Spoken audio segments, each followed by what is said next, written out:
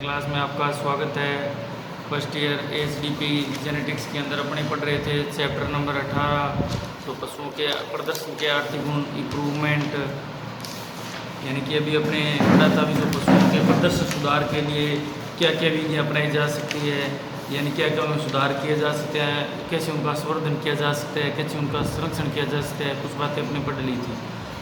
तो इसके लिए अब अपने जो नेक्स्ट है, अभी अपने बेसिक बातें पढ़ी थी, माप्य गुण है, दृश्य गुण है, इस तरह से फिनोटाइप जीनोटाइप बार बार रिपीट होते रहेंगे पर्सन, मैंने आपको बता दिया था। अब जो नेक्स्ट है वो है पशुधन उत्पादन संवर्धन के सिद्धांत, यानी उनका संवर्धन इम्प्रूवमेंट कैसे किया जाए।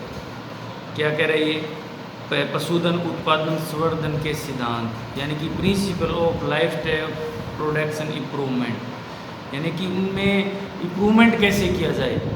क्या ऐसी टेक्निक है, क्या ऐसी विधियाँ हैं जिससे पशुधन के जो उत्तम नस्ल है या उनकी जो उनको संरक्षण करने के बाद उनमें इस तरह से क्या क्या विधि अपनाई जाए ताकि उनमें इम्प्रूवमेंट हो जाए। इम्प्रूवमेंट को हिंदी में संवर्धन कहते हैं। तो अब अपने बात करते हैं इसमें प्राणी इतिहास में बहुत लंबे तक पशुपालन को कृषि के साथ, आप सभी जानते हो कृषि और पशुपालन एक तरह से सहसंबंध है, दोनों एक दूसरे पर निर्भर है।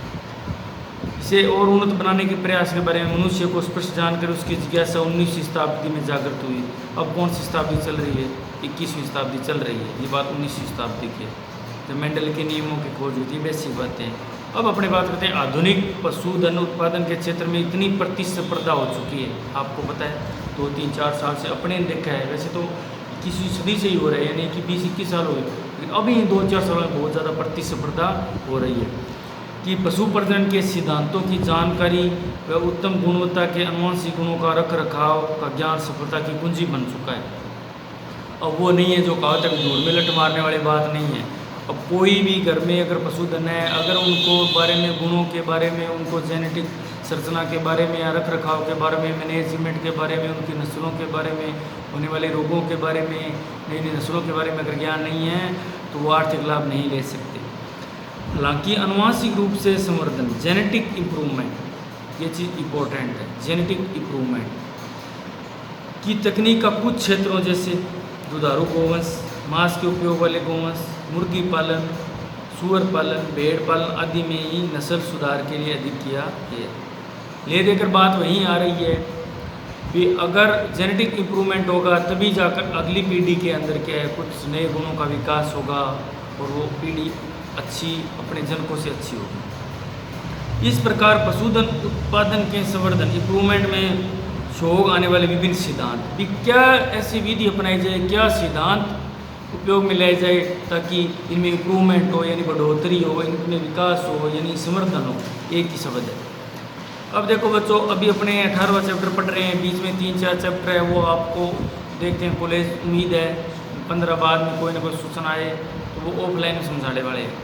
तो 16-18 चैप्टर है, 4 चैप्टर बकाया, मान लो 14 चैप्टर अपने पढ़ चुके हैं, 14 चैप्टर पढ़ चुके हैं, बार बार एक ही टर्म यूज़ हो रही है, तो आपको वीडियो देखनी चाहिए, चाहे 20 मिनट की हो, 18 मिनट की हो, 30 मिनट की हो, आप उनको सुनो, बुक में से ज़रूर देखो, बुक में पढ़ो, समझ में आए ना आए, थोड़ा है ज़्यादा है, लेकिन आप पढ़ो ज़रूर, नहीं तो सारा मिक्स हो जाए। रटने की आवश्यकता नहीं है, भी अपने 18 चैप्टर है उसको रट रहे हैं, सेम टर्म आगे पीछे कहीं ना कहीं अपनी पड़ी हुई है, जो आगे आ रही है या जो नई है वो उनसे मिलती जुलती है, तो कहीं ना कहीं इनका आपस में सहसंबंध है। पूरी बुक में चैप्टर एक दूसरे से सहसंबंधित है।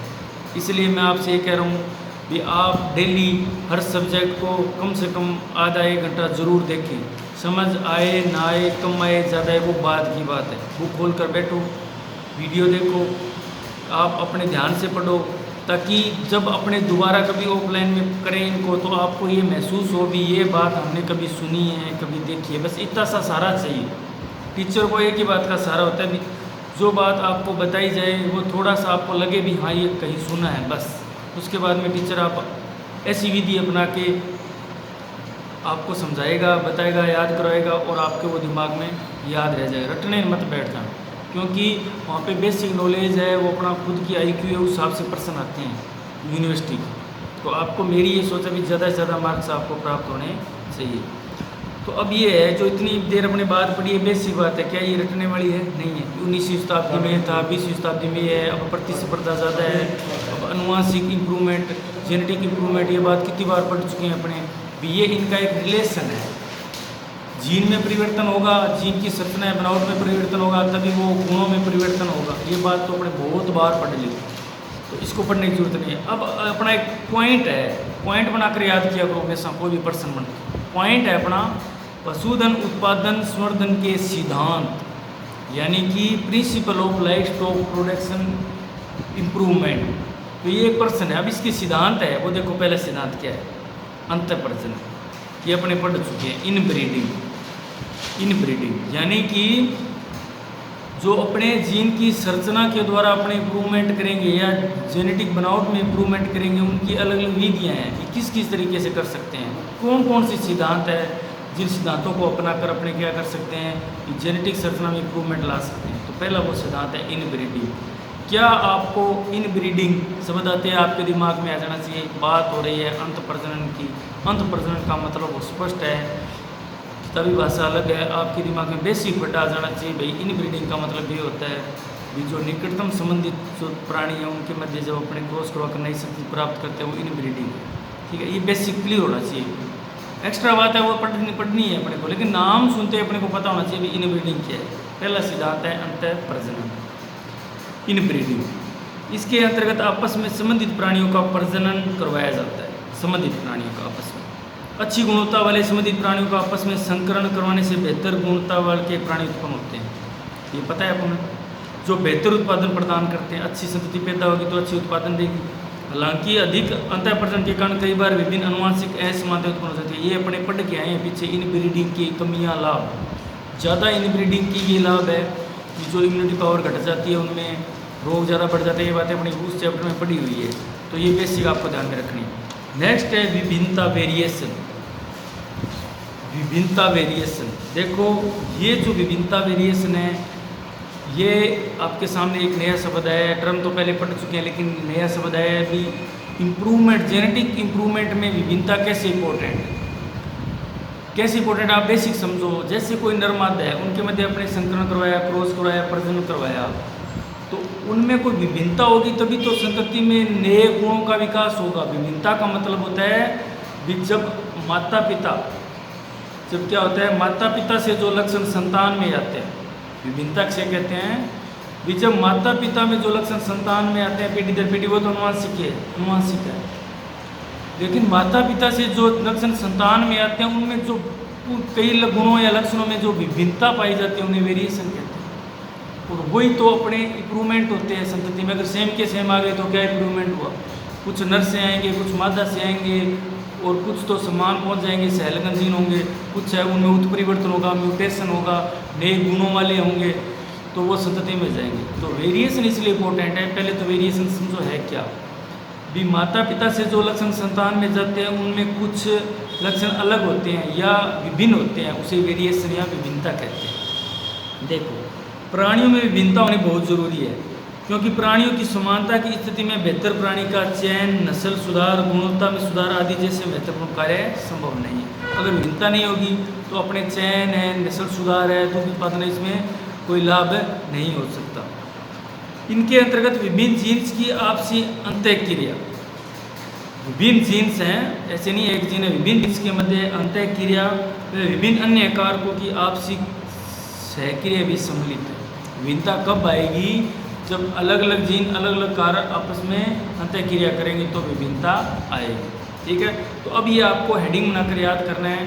टॉपिक अपना चल रहा है पशुधन उत्पादन संवर्धन के सिद्धांत। सिद्धांत पहला कौन सा था? इनब्रीडिंग। दूसरा अपना अभी पढ़ के आए वेरिएशन या विभिन्नता। तीसरा अभी पहले इसके विभिन्नता के दो प्रकार हैं आगे। पहली विभिन्नता है जीनीय विभिन्नता। तो नाम से ही पता चल रहा है भी जो जेनेटिक संरचना है, बनावट के कारण विभिन्नता आती है, उसे जेनेटिक विभिन्नता कहते हैं। देखो क्या है, वह विभिन्नता तो जीन्स के द्वारा नियंत्रित होती है। विभिन्न गुण जीन्स के द्वारा नियंत्रित होते हैं। जीनीय विभिन्नता जितनी अधिक होगी, प्राणी में जीन सुधार की संभावना उतनी अधिक होगी। क्यों?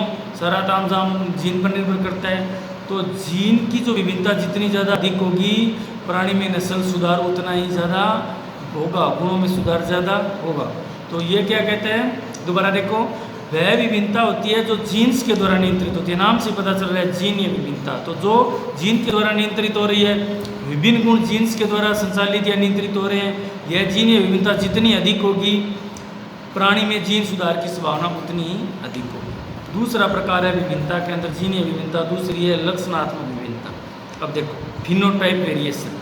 लक्षणात्मक विभिन्नता का मतलब आप दिमाग में आ जाना चाहिए भी कोई बाहरी लक्षणों में जो विभिन्नता है वो लक्षणात्मक विभिन्नता है। क्या कह रहे हैं, वह विभिन्नता जो प्रत्येक गुण के रूप में प्रदर्शित होती है, जो गुण के रूप में प्रदर्शित होती है। ये आपको बार बार बोला हुआ है, आकार है, रंग है, वेट है, ठीक है, उसके अणु का जो आकार है, इस तरह से बहुत सारे गुण हैं, हमें स्पष्ट दिखाई देते हैं। इसे हम माप या महसूस या छू सकते हैं। जो अपने को दिखाई दे रहे हैं वो अपने फिनोटाइप वेरिएशन है, जो अपने को दिखाई दे रहे हैं, जिन्हें अपने छू सकते हैं, देख सकते हैं, माप सकते हैं। इसमें प्राणी की अनुवांशिक बनावट के साथ साथ पशुधन प्रबंधन के विभिन्न पहलुओं जैसे खान पान, आवास व्यवस्था, रोग की स्थिति, वातावरणीय कारकों आदि का भी सम्मिलित प्रभाव होता है। आपको पता है लक्षण प्रारूप कर यह प्रभाव पड़ता है, एनवायरनमेंट का प्रभाव पड़ता है, कैसा खान पान है, कैसा प्रबंधन है, क्या अपने न्यूट्रिशन दे रहे हैं, कोई रोग के बारे में, स्वास्थ्य के बारे में, ये इस पर प्रभाव पड़ता है। तो अभी अपनों ने क्या पढ़ा है, जो दूसरा सिद्धांत है विभिन्नता। विभिन्नता के दो आगे प्रकार है, जीनीय विभिन्नता और लक्षणात्मक विभिन्नता। नेक्स्ट अपन ने पढ़ लिए हेरिडिबिलिटी। क्या है, हेरिडिबिलिटी। इसलिए क्या है, यह जीनीय विभिन्नता व लक्षणात्मक विभिन्नता का अनुपात होता है। हेरिडिबिलिटी किसका अनुपात है, ये जीनीय विभिन्नता और लक्षणात्मक विभिन्नता का अनुपात है। इसके द्वारा हमें यह पता लगता है कि प्राणियों के विभिन्न गुण में जीनीय क्रियाओं के कारण कितनी विभिन्नताएं आई है जो पीढ़ी दर पीढ़ी स्थानांतरित होती है। इसके अलावा पाई जाने वाली विभिन्नताएं अन्य वातावरणीय बाहरी कारकों के कारण होती है जो पीढ़ी दर पीढ़ी स्थानांतरित नहीं होती। ये क्या कह रहे हैं, हेरिडिबिलिटी का मतलब है ये जो जेनेटिक वेरिएशन और फिनोटाइप यानी कि लक्षणात्मक वेरिएशन है उनका अनुपात है। कैसे अनुपात, ये पता लगता है भी जो विभिन्नताएं आई है वो जीन विभिन्नता के कारण आई है, लक्षणात्मक जो जीनोटाइप के कारण आती है, और जो लक्षणात्मक वेरिएशन के कारण आती है। इनका जो अनुपात है यानी कि कितनी तो जीनीय विभिन्नता के कारण आई और कितनी जो अपने विभिन्नता है वो लक्षणात्मक के कारण आई, उन्हें हेरिडिबिलिटी कहते हैं। नेक्स्ट है संकरण या संकर प्रजनन, क्रॉस ब्रीडिंग। इसके अंतर्गत प्राणियों की विभिन्न नस्लों का आपस में प्रजनन या संकरण करवाया जाता है, जिससे संकर प्राणी उत्पन्न होते हैं जो संकर ओज का मतलब आपको पता है अलग अलग गुणों के कारण बेहतर गुण रखते हैं। तो ये संवर्धन के सिद्धांत हैं, इनब्रीडिंग है, विभिन्नता है, विभिन्नता के दो प्रकार पढ़ लिए, उसके बाद में अपनी हेरिडिबिलिटी पढ़ ली, संकरण या क्रॉस ब्रीडिंग होगी। नेक्स्ट है चयन, ये भी इम्प्रूवमेंट के प्रकार है। चयन अपने पढ़ लिया था, भी वह प्रक्रिया जिसमें उपलब्ध प्राणी संख्या में से अगली पीढ़ी के जनकों को चुना जाता है, जो आगे संतति उत्पन्न करने योग्य हो उनका चयन किया जाता है। नेक्स्ट है छंटनी।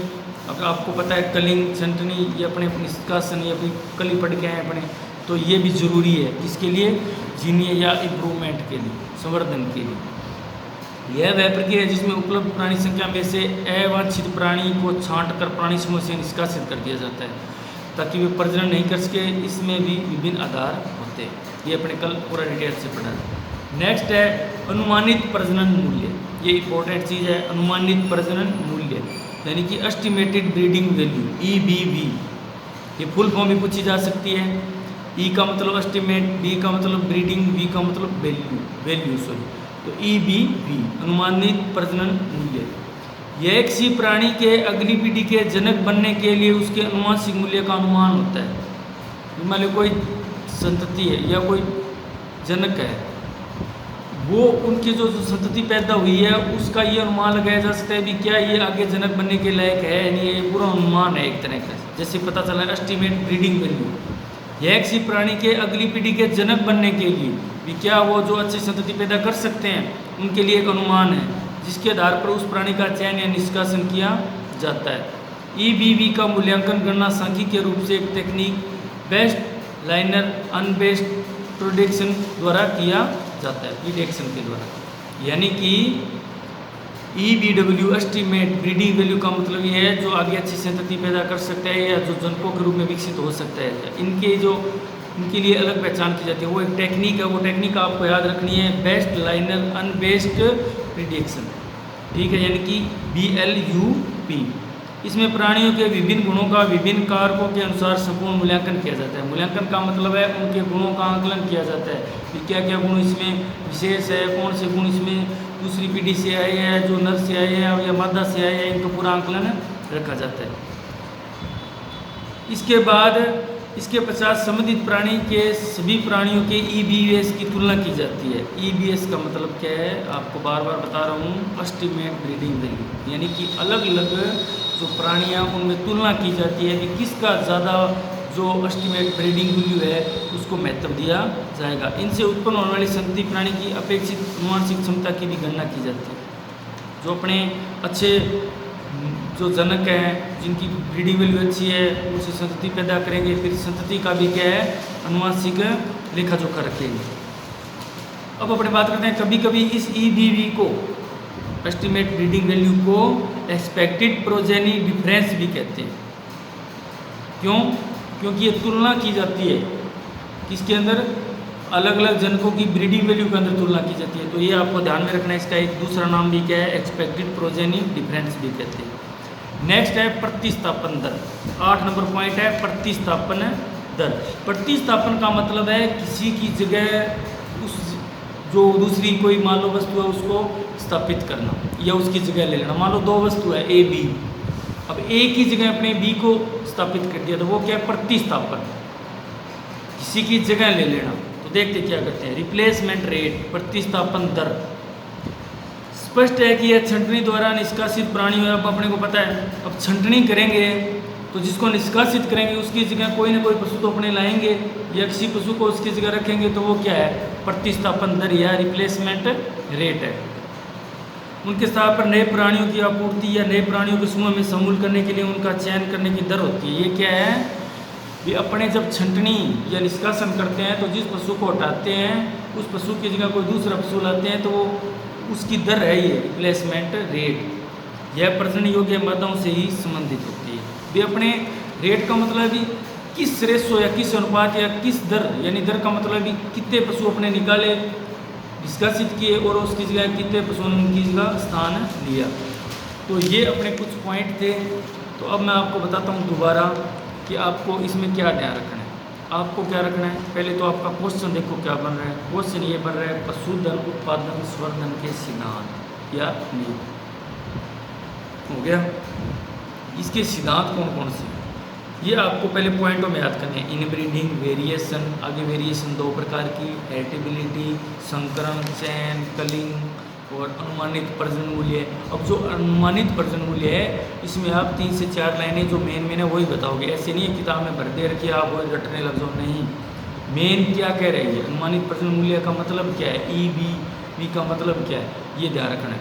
उसके बाद में नेक्स्ट है, अपने पढ़ा था अभी, प्रतिस्थापन दर। प्रतिस्थापन का मतलब है कि जब अपने छंटिंग या निष्कासन करेंगे तो उसके स्थान पर नए पशुओं का चयन करने की जो दर होती है उससे क्या कहते हैं, रिप्लेसमेंट रेट कहते हैं। तो ये आपका जो नेक्स्ट 17 नंबर चैप्टर है वो कंप्लीट हो गया। और बार बार मैं यही आपसे एक रिक्वेस्ट तो समझ लो या कुछ ही, आप मुझको ये करो कि जो करवा दिया जाता है आप उसको डेली ज़रूर पढ़ें।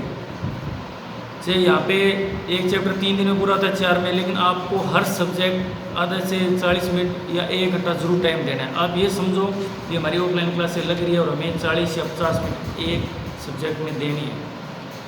याद हो ना हो, समझ में कम आए ज़्यादा कोई फर्क नहीं है, लेकिन अगर आपका टच किया हुआ होगा तो जब ये दोबारा पढ़ोगे आपको तो बहुत आसानी होगी और आपको बिल्कुल भी घबराने की ज़रूरत नहीं है। आपको कुछ तरीके से इस तरह से पढ़ना है ताकि जैसे एक पेज होता है मान लो बुक का, तो जब उसको अपने पढ़ते हैं ना तो उसमें 3 से 4 लाइनें मोस्ट इंपॉर्टेंट होती है जो अपने को याद करनी होती है, दिमाग में रखनी होती है। बस बाकी बातें तो वो कॉमन सेंस की होती है।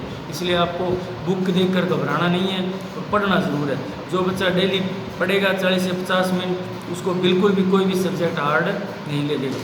और जो नहीं पढ़ रहा, वीडियो नहीं देख रहा और कई दिनों के बाद में वो देख रहा है कि हमें समझ में नहीं आ रहा, ये नहीं है वो नहीं है, तो उसके लिए फिर वो एक बहुत हार्ड चीज़ बन जाएगी और दूर बन जाएगी। वो उसको छूने की कोशिश नहीं करेगा भी मैं ये पढ़ूँ ना पढ़ूँ। फिर वो क्या सोचेगा, बस जैसे तैसे पास हो जाए, जैसे तैसे पास हो जाए। नहीं, मैं ये कह रहा हूँ कि हार्ड चीज़ कोई नहीं है। जितना ज़्यादा अभ्यास करोगे वो हार्ड वाली चीज़ बिल्कुल आपके बिल्कुल सरल बनती जाएगी। चाहे कोई भी सब्जेक्ट है, चाहे अपने LSA के ले लो, कोई भी कंपटीशन का ले लो, कोई भी, लेकिन जो अपने अभ्यास करेंगे और अभ्यास करना ही पड़ेगा। अगर आपको जॉब लगना है, सक्सेस होना है, और अपने जो माता पिता है उनका जो स्वप्न है, ये हमारे आज के टाइम में ये मैं देख रहा हूँ, आपको भी पता है कि हर माँ बाप का ये स्वप्न है कि हमारे जो बच्चे हैं वो अपने कामयाब हो, ठीक है। लेकिन उस लक्ष्य तक पहुँचने के अंदर क्या है भी अपने को बहुत सारी कठिनाइयाँ तकलीफ सहन करनी है कुछ, तो उसको अपने जो पथ से भ्रष्ट नहीं होना और उनकी उम्मीदों पर खरा उतरना है। और आपको पता है भी खर्चे कितने हैं, ठीक है, तो वो तभी संभव हो सकता है। फीलिंग मैं भी ले सकता हूँ, हर बंदा फीलिंग ले सकता है भी हाँ मुझे जॉब लग गया, मैं तो इतना पढ़ा हूँ, लेकिन आपको खरा उतरने में, कथनी और करने में फ़र्क है।